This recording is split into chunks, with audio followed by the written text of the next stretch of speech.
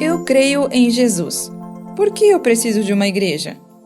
Minha salvação está ligada a frequentar uma igreja? Excelente a sua pergunta. Se precisa da igreja para ser salvo. Essa frase, que deve ter originado a sua pergunta, no latim, eles se referiam a ela como extra ecclesiam nulla salus, que é uma tradução livre assim, fora da igreja não há salvação.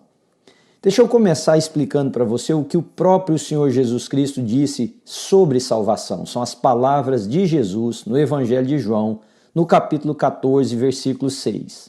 Jesus disse: Eu sou o caminho, a verdade e a vida. Ninguém vem ao Pai senão por mim.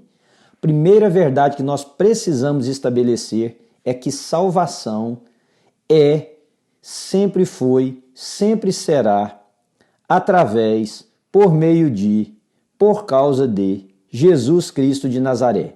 O sacrifício de Jesus na cruz do Calvário, a sua morte, é o que trouxe salvação para todos nós. Não há salvação em outro nome, por outro meio, que não seja através de Cristo Jesus.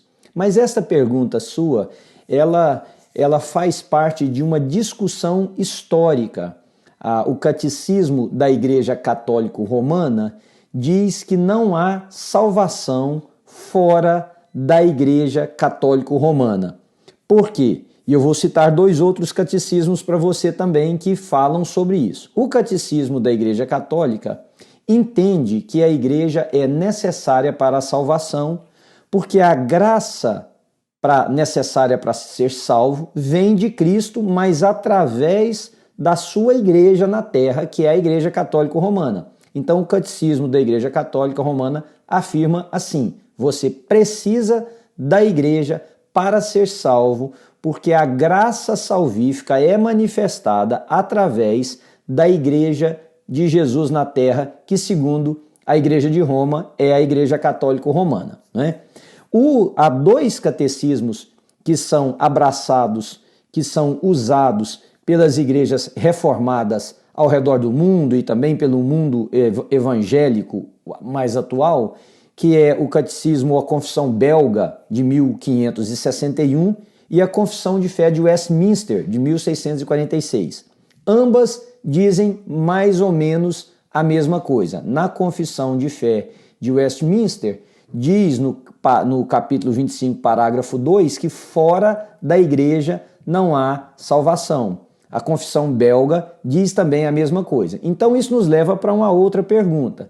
Nós precisamos definir ou entender o que eles estão dizendo, fora da igreja não há salvação, já que eu acabei de afirmar para você que a palavra de Deus diz que salvação é só através de Jesus Cristo, e a outra é entender o que é igreja, definir igreja para entender o que ambas estão dizendo, não é? Então, eu queria dizer para você responder o que é igreja, fazendo uma distinção entre aquilo que nós chamamos de igreja visível, e por igreja visível eu quero dizer instituições, templos, denominações como nós conhecemos, e igreja invisível, que nós chamamos de invisível o corpo de Cristo, que é aquele formado por homens e mulheres, rapazes, moças, de todas as origens étnicas, de línguas diferentes, vindos de lugares diferentes, mas que foram salvos por intermédio do Cordeiro de Deus que tira o pecado do mundo, que é Jesus Cristo. Então a nossa grande